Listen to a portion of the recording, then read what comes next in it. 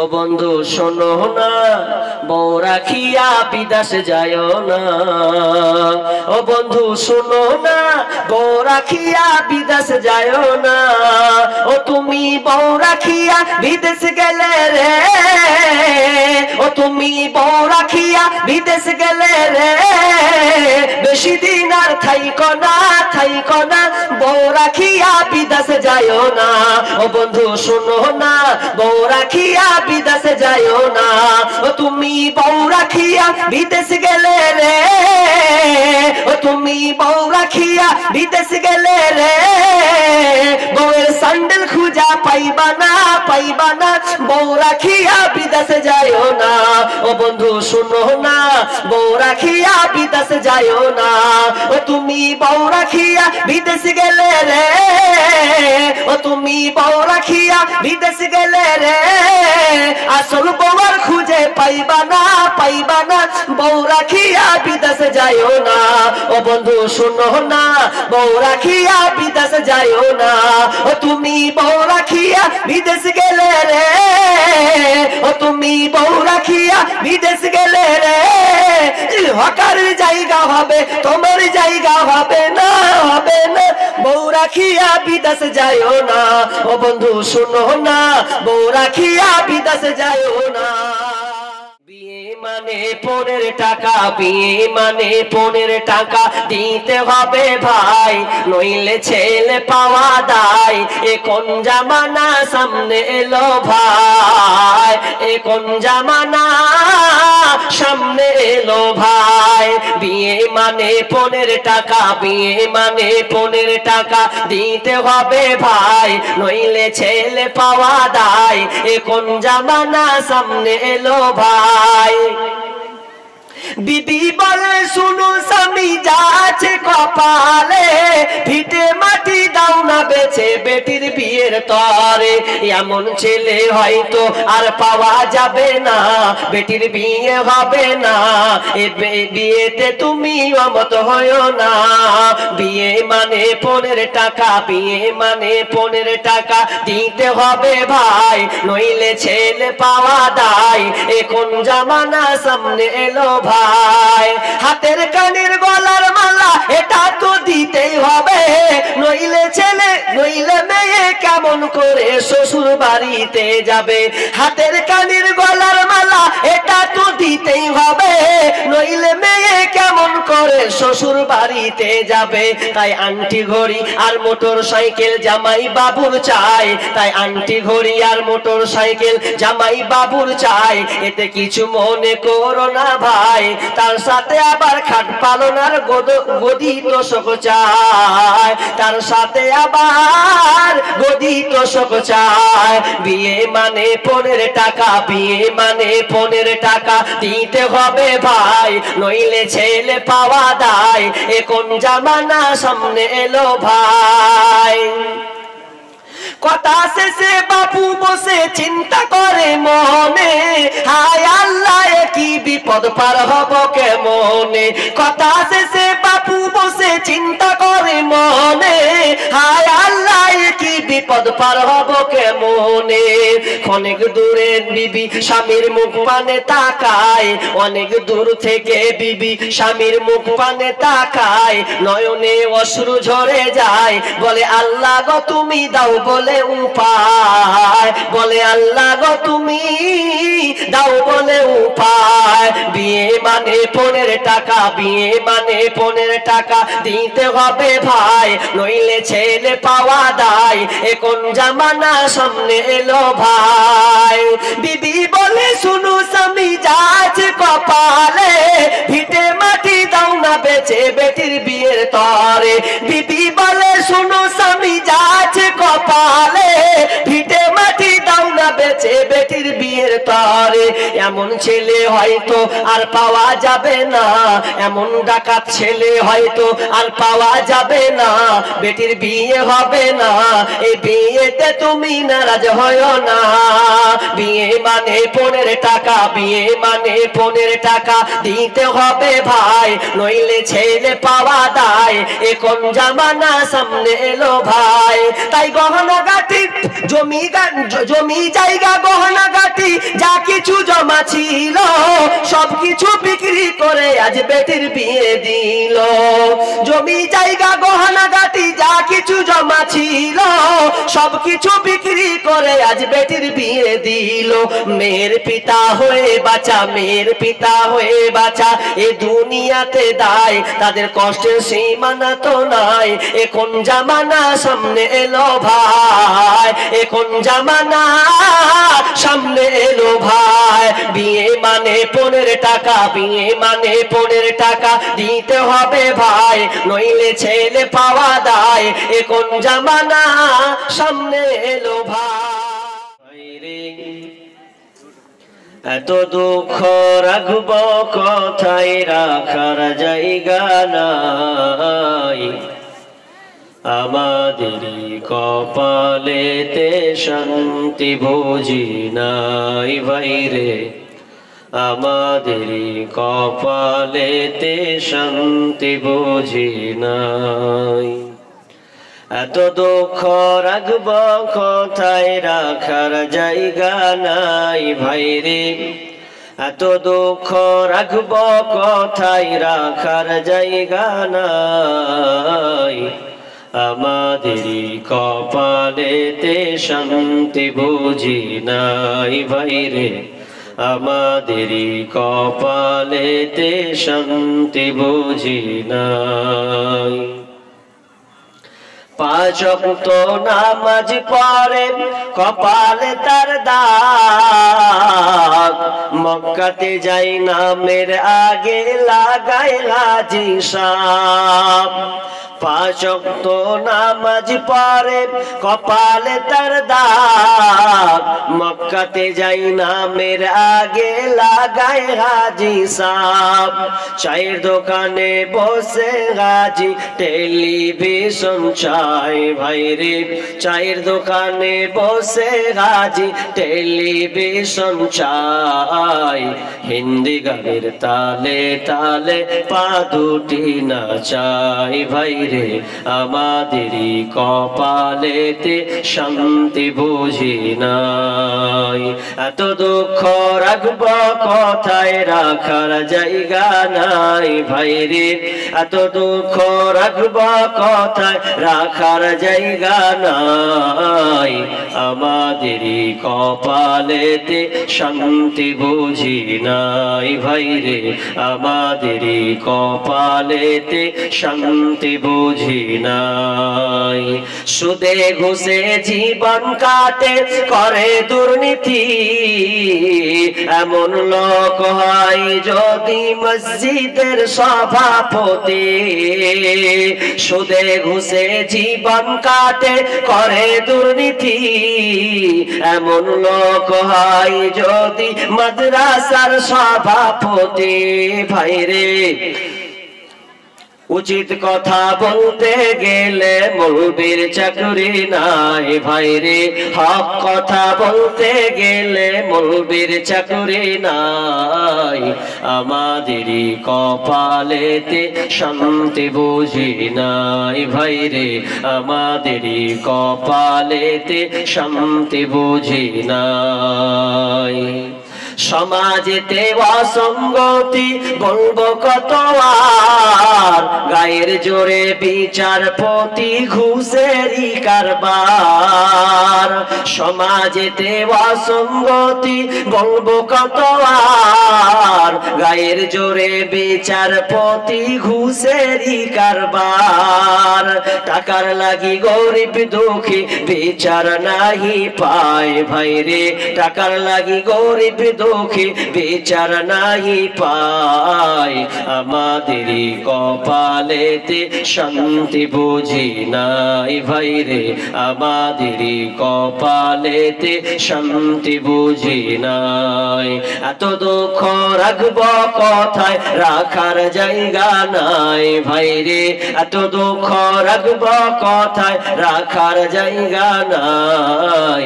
আমাদেরই কপালেতে শান্তি বুঝি নাই ভাইরে আমাদেরই কপালেতে শান্তি বুঝি নাই। বড় ছোট নাই ভেদাভেদ কোথায় মান সম্মান, বাপের সমান মুরব্বিকে করছি অপমান। বড় ছোট নাই ভেদাভেদ কোথায় মান সম্মান, বাপের সমান মুরব্বিকে করছি অপমান। ভাইরে 8 বছরের ছেলে যদি ডাইরেক্ট বেরি খায়, ভাইরে 8 বছরের ছেলে যদি সামনে বেরি খায়, আমাদেরই কপালেতে শান্তি বুঝি নাই ভাইরে আমাদেরই কপালেতে শান্তি বুঝি নাই। এত দুঃখ রাখব কথায় রাখার জায়গা নাই ভাইরে, এত দুঃখ রাখব কথায় রাখার জায়গা নাই, আমাদেরই কপালেতে শান্তি বুঝি নাই ভাইরে আমাদেরই কপালেতে শান্তি বুঝি নাই, আমাদেরই কপালেতে শান্তি বুঝি নাই। সম্মানীয় সুযোগ্য আজকের এই অত্র জালসার স্বনামধন্য সভাপতি,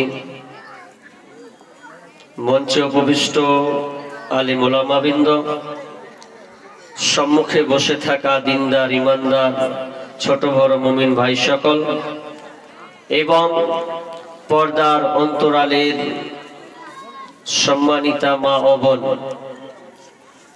প্রথমে সেই মহান মুনিবের দরবারে প্রশংসা করব যে মহান মুনি আমাদেরকে এই রমজান মাস অর্থাৎ শেষের দিকে একটি ইসলামী আলোচনা, মসজিদ কেন্দ্রিক আলোচনা, এই গুরুত্বপূর্ণ একটি মাসে সুযোগ পেয়েছি। আজকে 27টা রোজা পূর্ণ হয়ে গেছে, যদি 30টা পূর্ণ হয় তো 3টা বাকি আছে। এই রমজান মাসে এত সুন্দর একটা মজলিস আল্লাহ সুবহানাহু ওয়া তাআলা আমাদের পূরণ করেছেন, এই জন্য একটু সকলে আল্লাহর প্রশংসা করি, বলি আলহামদুলিল্লাহ। কি হলো ভাই, রাগ করেছেন নাকি? মানে আলহামদুলিল্লাহ একটু এতটি লোক আছেন, একটু আওয়াজ হবে না? না পয়সা লাগবে মনে হচ্ছে ঘুরিয়ে যদি চাহে এমনটা? একটু প্রাণ খুলে বলতে কি সমস্যা ভাই, যে আল্লাহ আপনাকে এত সুন্দর করে বাঁচিয়ে রেখেছেন। আজ এই রমজান মাসে কতটি যে গেল মূল্য তার ঠিক ঠিকানা নাই, অথচ আপনি সুস্থ মস্তিষ্কে এখানে বসে আছেন। তো একটু আল্লাহর শুকরিয়া আদায় করে একটু আওয়াজ বলেন না আলহামদুলিল্লাহ। অতঃপর শান্তি বর্ষিত হোক সকল নবীদের উপর, বিশেষ করে আমাদের শেষ নবী জনাবে মুহাম্মদুর রাসূলুল্লাহ, সকলে বলি সাল্লাল্লাহু আলাইহি ওয়াসাল্লাম। যাক, রাত অনেক হয়েছে, প্রায় 11:30টা। আমি যতক্ষণ আছেন আপনারা আশা করছি মানুষ তার বসবে না, 1.5-2 ঘন্টায় বেশি যাবে না। তো ইনশাআল্লাহ আপনাদের ধৈর্য পর্যন্ত দেখি কতক্ষণ থাকেন। যদি শান্ত পরিবেশ থাকে আর উঠা যদি আস্তে আস্তে কেটে পড়েন তো আমি বুঝবো যে আমার বয়ানের সমাপ্তি ঘটাতে হবে। তা আমি টেনশনে আছি, মানে যখনই নামলাম আগে থেকে কি বিষয় বলবো তার টেনশনে। তো 2 রকম আয়াত পড়ে নিয়েছি। একটা আয়াত পড়েছি ইসলামে নারীদের অধিকার, আর একটা সংক্ষেপে বলেছি যে সাদাকা বা দান।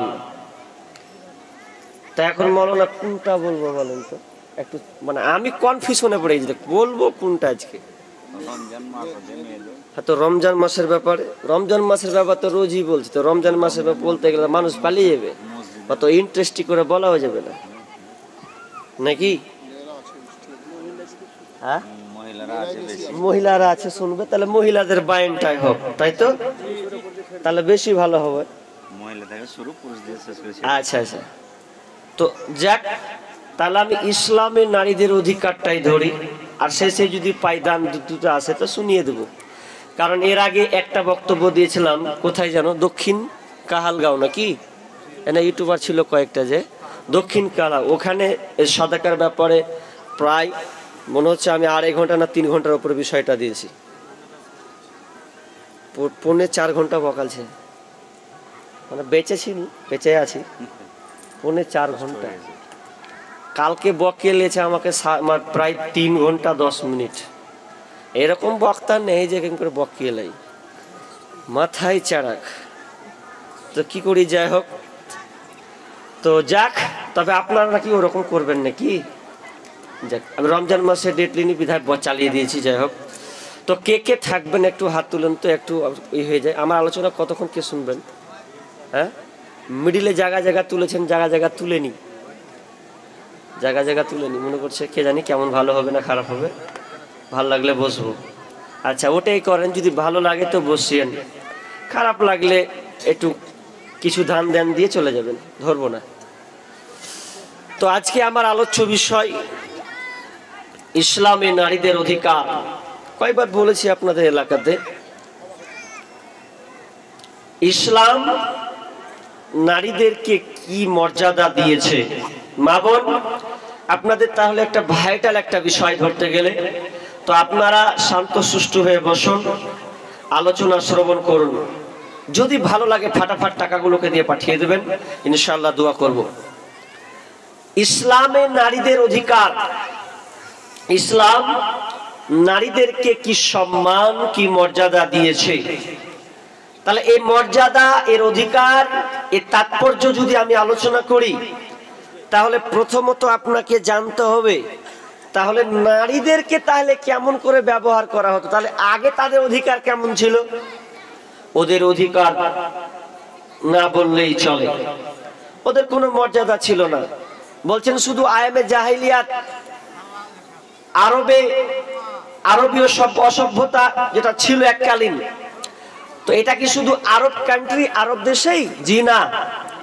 আপনি যদি ভারতীয় জাহেলিয়াত ইতিহাসগুলোকে আপনি তুলে দেখেন, তাহলে আপনার মগজ ফেটে উড়ে যাবে যে এতভাবে ভারতবর্ষের নারীদেরকে এভাবে নির্যাতন করা হতো, তাদের অধিকার না বললেই চলে, কোনো অধিকারই ছিল না। আপনি ইউরোপিয়ান জাহিলিয়াত, খ্রিস্টীয় জাহিলিয়াত, এগুলো আমি একটা একটা করে বলবো আমি আপনাদের সামনে যে কত ভয়াবহতা। মা বোন, আপনি আজকে স্বাধীন, কত সুন্দর করে ঘুরছেন ফিরছেন, একাই টোটোয় যাচ্ছেন, একাই বাসে যাচ্ছেন, ট্রেনে যাচ্ছেন, আবার ফিরে চলে আসছেন। কিন্তু এমন একটা সময় ছিল যে সময় আপনি এই দরজা থেকে আপনি রাস্তায়, আপনার বাড়ির পাশে রাস্তায় পা দিবেন এমনটা কোনো পথঘাট ছিল না।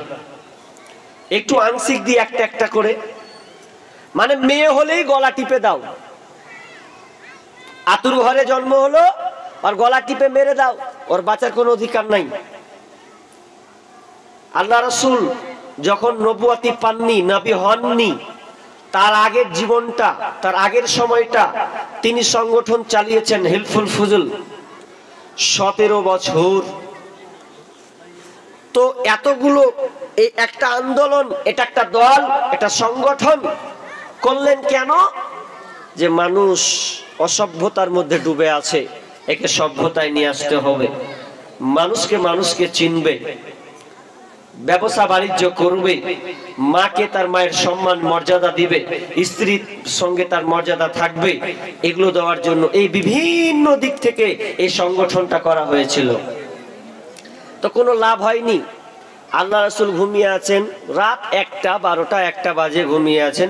তো ঘুমিয়ে থাকতে থাকতে, এই বক্সের সাউন্ডটা, ওই মাইকম্যান কই, বক্সের সাউন্ডটা দাও রে ভাই, আমি বুঝতে পারি না কেমন হচ্ছে মাইক, বাইরে সে ভালো লাগছে, তুমি বক্সের সাউন্ডটা আমাকে দাও, আমি যেন বুঝতে পারি যে আওয়াজ চলছে ভালো। তো কি বলছিলাম, আল্লাহ রাসূল ঘুমিয়ে আছেন, ঘুমিয়ে থাকতে থাকতে একটা শিশুর আওয়াজ পেলেন। আওয়াজ, এত রাত্রে একটা আওয়াজ। তো মা খাদিজা রাদিয়াল্লাহু তাআলা আনহা তিনিও আছেন। তো বলছে, এ খাদিজা, আরে এত রাত্রে কিসের একটা আওয়াজ বলতো? ছোট্ট ছেলের আওয়াজ এত রাত্রে হয়? তো দেখে এসো না, যাও তো খাদিজা, একটু যাও দেখে এসো তো কি হয়েছে, একটু দেখে এসো। আমার টেনশন শুরু হয়ে গেল, ভালো লাগে না আমাকে।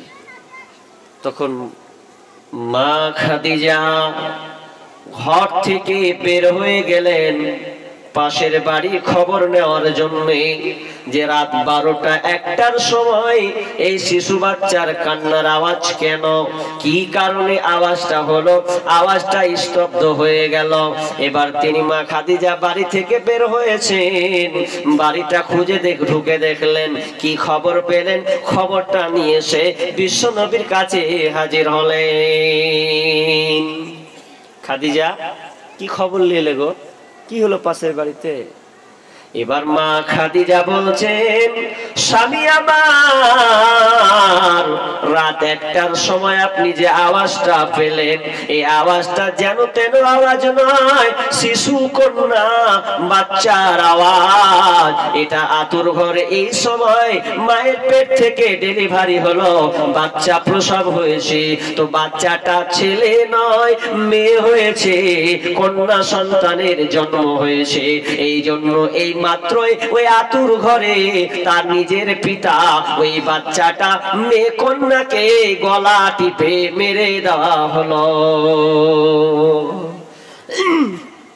আল্লাহ রাসূল আরো টেনশনে পড়ে গেলেন। ভালো লাগে না, মেয়েরাকে যদি একটাই ভাবে মারতেই থাকে তো কি হালাত হবে, প্রজন্ম তো নষ্ট করবে রে, কি করা যায়? আল্লাহ রাসূল মা খাদিজাকে বলছেন, খাদিজা ভাল লাগে না, কিছু খাবার দাও, কিছু খাবার দাও আমাকে, কিছু খাবার দিয়ে আমাকে পটলিতে বেঁধে দাও, আমি গাড়ি হেরাতে যাব। বিশ্বনবী কিছু খাবার নিলেন, গাড়ি হিরাতে চলে গেলেন। গাড়ি হিরাতে উঠে গেলেন পাহাড়ি একটা জায়গায়, নির্জন জায়গাতে চলে গেছেন। তিনি আল্লাহর আরাধনায় মগ্ন থাকলেন, আল্লাহকে ডাকতে থাকলেন। তো কয়দিন, একদিন নয়, 2 দিন নয়, 1 মাস নয়, 2 মাস নয়। ইমাম বুখারী আলাইহি রাহমা বলছেন, বিশ্বনবী টানা 6 মাস গাড়ি হিরাতে ধ্যানে মগ্ন ছিলেন। কোন বিরাহি মৌন দাসী হীরা গুহার মাঝে, কার বিরহে চোখের পানি ছড়াই সকাল সাঁঝে। কোন বিরাহি মৌন দাসী হীরা গুহার মাঝে, কার বিরহে চোখের পানি ছড়াই সকাল সাঁঝে। ছাড়লো বাড়ি কিসের আশা, বাঁধলো বাসা হীরা গুহায়। ছাড়লো বাড়ি কিসের আশায়, বাঁধলো বাসা হীরা গুহায়। কার বিরহে আকুল আশা অন্তরে তার বাজে, কোন বিরাহি মৌন দাসী হীরা গুহার মাঝে। কিসের বোঝা বহন তরে গড়লো তারে যত্ন করে, কিসের বোঝা বহন তরে গড়লো তারে যত্ন করে। প্রভু তারে করলো বরণ সারা ভুবন মাঝে, কোন বিরাগী মৌন দাসী হীরা গুহার মাঝে। হঠাৎ হলো জানা জানি কানা কানি, হঠাৎ হলো জানা জানি কানা কানি। আসলো প্রিয় অসীম বাণী, আধার ধরা আলো হলো কোরআন নূরের তাজে। কোন বিরাহি মৌন দাসী হীরা গুহার মাঝে, কোন বিরাহি মৌন দাসী হীরা গুহার মাঝে। কোন বিরাহি মৌন দাসী হীরা গুহার মাঝে, কারো বিরহে চোখের পানি ছড়াই সকাল সাঁঝে। বিশ্বনবী বাড়ি ছেড়ে দিয়ে গাড়ি হিরাতে 6 মাস আল্লাহকে ডাকতে থাকলেন। একটাই উদ্দেশ্য, মানুষ যেন হেদায়াত, মানুষ যেন আল্লাহকে রব বলে চিনতে পারে, তারা যেন মানুষকে চিনতে পারে, দিনকে যেন সঠিক দিনকে যেন পেয়ে যায়, তারা যেন দুনিয়াবি কার্যকলাপ অন্যায় অশ্লীলতা থেকে যেন ফিরে আসে। বিশেষ করে যেন নারীদেরকে নিরাপত্তা দেওয়া হয়, নারী যেন তার অধিকার ফিরে পায়। এই জন্য তিনি টানা 6 মাস গাড়ি হিরাতে ধ্যানরত ছিলেন। এরপরে কোরআন নাজিল হলো, কোরআনের আয়াত এলো, এই থেকে একটা করে শুরু হলো। ভাইরা আমার, তাহলে এই ইসলাম নারীদেরকে অধিকার দিল যে এবার যাও মানুষকে বার্তা লাগাও, বার্তা লাগাতে হবে, তাদেরকে দিন পৌঁছে দিতে হবে যেন তারা সে সম্মান মর্যাদা পায়। কি আছে আয়াতটা পড়েছি সূরা নাহল 58-59 নম্বর আয়াত। আয়াতটা কি একটু খুলে বলি। বিসমিল্লাহির রহমানির রহিম। وَإِذَا بُشِّرَ أَحَدُهُم بِالْأُنثَى ظَلَّ وَجْهُهُ مُسْوَدًّا وَهُوَ كَظِيمٌ।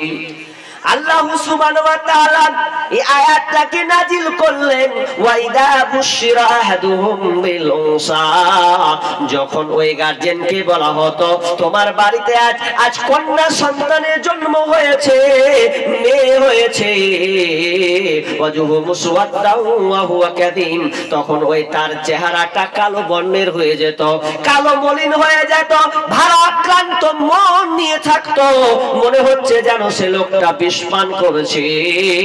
কেন কেন কেন? তার বাড়িতে কন্যা সন্তানের জন্ম হয়েছে। কন্যা সন্তান হয়েছে তো ভাল লাগলো না, যদি বলতো বেটা হয়েছে, ওরে বেটা, তখন এখনো অনেক বাড়িতে আছে বেটা হলে একবারে ওর মন মানসিকতা কত যে ভাল লাগে, করছে একটা বংশ মর্যাদা হলো।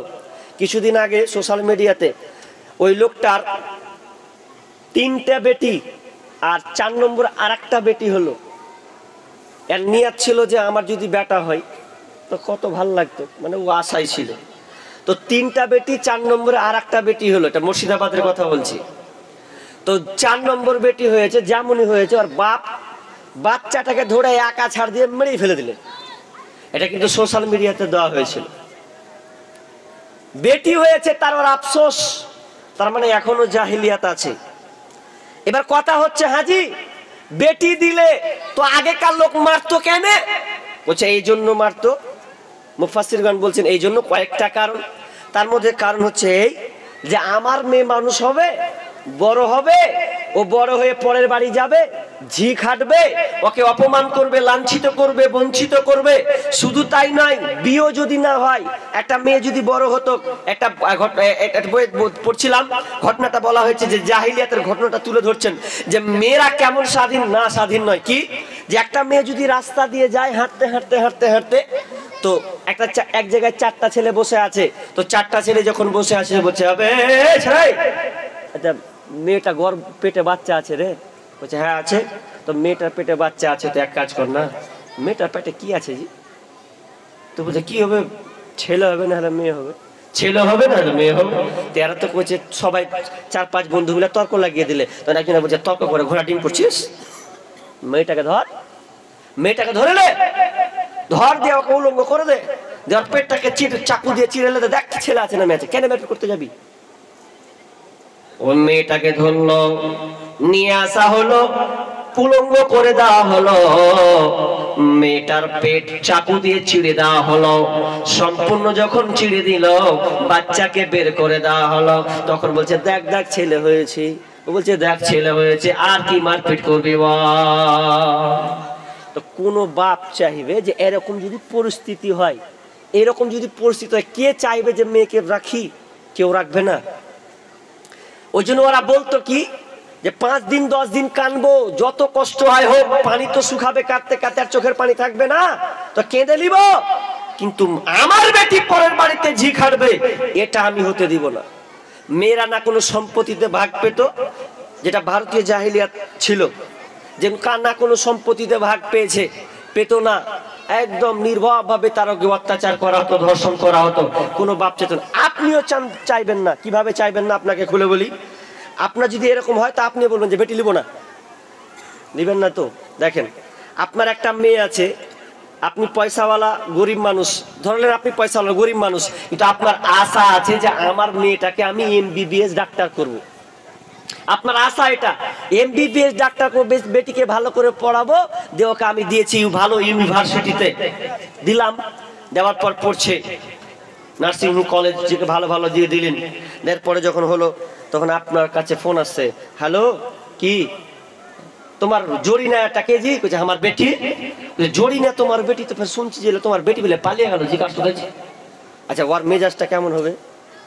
যে লোকটা ভাবছে যে আমি আমার মেয়েকে আমি লালন পালন করব, কষ্ট করে মানুষ করব, তো সেই বাপের কানে যাচ্ছে যে বেটি নাকি অন্য ছেলের হাত ধরে পালিয়ে গেছে। আচ্ছা এখন আর মন মেজাজটা কেমন হবে? এখন বেটি যদি ঘর আছে, বাপ লিবে সহজে? লিবে না, সোজাই বলবে খালি আয়, বস্তা বন্দি করবো, লবণ দিব, কাটে দিব, পুঁতে দিব, গেঁড়ে দিব, এরকম বলবে না ভাষা? তারপর কিছু কথা মানে ওই বাপও লিবে না, কেমন বেটি আমার মুখে চুলকানি মেরেছে, আমার দরকার নাই। তো এটা যদি আগে আপনি মানে যদি রিপোর্ট পেয়ে গেলেন তো আপনি নিবেন না। তো জাহিলিয়াতের যুগটা ওই রকম, তার চাইতে বেশি ভয়ঙ্কর। ওই জন্য কোন লোক চাইতো না যে আমার ঘরে বেটি হোক। কে মানা রাস্তা দিয়ে হাঁটবো, কত মানুষ কি বলবে, লজ্জায় মুখ, এই আয়াতটা পড়ছি পড়ে যে লজ্জাতে বাড়িতে শুধুই থাকতো না, অন্য কোনো এলাকাতে কোনো একটা গোত্র কোনো বংশে থাকতো যে কেউ আমাকে টিটকিরি না মারতে পারে। এই জন্য কত খাতারনাক, ওই জন্য মেরে ফেলতো। কিন্তু আমরাও মেয়েদেরকে মেরে ফেলি, ওটা আবার চাকু দিয়ে লয় আর কবর দিয়ে লয়, গলা টিপে লয়, কেমন দেখবেন মেরে ফেলি কিভাবে। আচ্ছা আপনার কটা বেটা? কারো 3টে বেটা, কারো 4টা বেটা, আছে না নাই? কথা বলেন, আছে না নাই? না নেই আপনাদের ছেলে পিলে? কথা বলবেন রে ভাই। তো ছেলে পিলে আছে 4টা বেটা, কারো 2টা বেটি, কারো 3টা বেটি আছে, কারো 7টা 8টা। এখন কিন্তু 7টা 8টা পাবেন না, এখন 2টা থেকে 3টে, আর বেশি পাবেন না আপনি। তো আগেকার 7টা 8টা, 4টা বেটা 3টা বোন, জায়গা আপনি কিভাবে ভাগ করে দিয়েছেন? কিভাবে দিয়েছেন? এবার কোন জায়গায় মারতে এলো রে? হ্যাঁ সঠিক জায়গায় এসেছি, এবার আমি সঠিক জায়গায় এসেছি বাপ। কেমন করে? একজন বিজ্ঞ আলেম, নাম বলছি না, উল্লেখ করব না, আমি তার বক্তব্য নকল করছি। একজন বিজ্ঞ আলেম শাইখুল হাদিস, তিনি ওয়ার্ল্ড, আর তিনি একজন বক্তাও, নাম বলছি না, তবে একটা তার বক্তব্য নকল করছি। তিনি কি বলছেন জানেন? এই লোকেরা, হে পৃথিবীর মানুষ, তোমরা জানো কে জাহান্নাম যাবে কে যাবে না, কে জাহান্নাম যাবে কে যাবে না, এটা তুমি কাউকে বললে করে বলতে পারো না। তবে শুনে লাও, জাহান্নাম কে যাবে কে যাবে না। যদি তুমি জাহান্নাম দেখোনি, কিন্তু জাহান্নাম লোক যদি তুমি দেখতে চাও, জাহান্নাম লোক যদি দেখতে চাও, তাহলে ওই রাস্তা দিয়ে দেখতেই থাকো, ওই রাস্তা দিয়ে দেখো এমন একটা লোক যাচ্ছে, যেই লোকটা বেটাকে জমি জায়গার ভাগ দিয়েছে, বেটিকে দেয় নাই, তাহলে জেনে নাও ওই লোকটা জাহান্নামী হাঁটতেছে। তা আমার কথা নয় যে আমাকে বকবেন, আমি নকল করলাম। কি বলছে? যদি তুমি জাহান্নামী লোক দেখতে চাও, দেখোনি তো, ওখানে আঙুল লাগাও, ওই রাস্তা দিয়ে যাচ্ছে, দেখো যে লোকটা বেটির হক মেরেছে, বেটারাকে জমি জায়গা লিখে দিয়েছে, বেটিরাকে এক কানা করিও দেয়নি, ওই লোকটা হচ্ছে সরাসরি জাহান্নামী। দেখলো ওই যে হাঁটছে। তার মানে বাপ, আপনি তাহাজ্জুদ পড়েও আপনার কোনো বাঁচার পথ নাই, যত তাহাজ্জুদ গুজার হন না কেন, যত আপনি হাজি হন না কেন, বেটির জমি জায়গাকে আপনি দেবে রেখেছেন, বেটির জায়গা আত্মসাৎ করেছেন, বেটার নামে লিখে দিয়েছেন, বেটিরাকে দেননি, আপনার বাঁচার কোনো পথ নাই, আপনাকে জাহান্নামে যেতে হবে। কজন দিয়েছেন?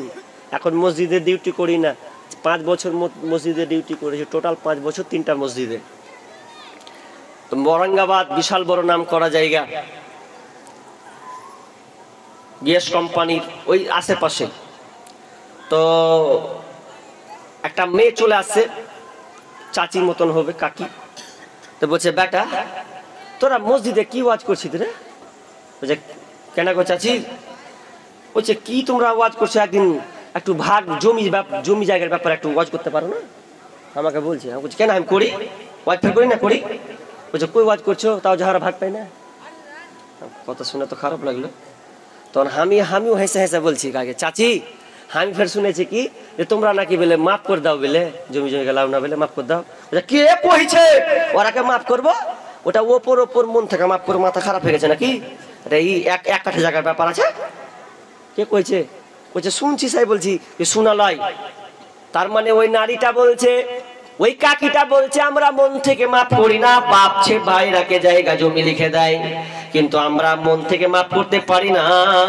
শুধু ভাবি যে বাপ ভাইয়ের উঠানে উঠবো, আগনাতে উঠবো, ভাইয়ের বাড়ি যাব, বাপের বাড়ি যাব।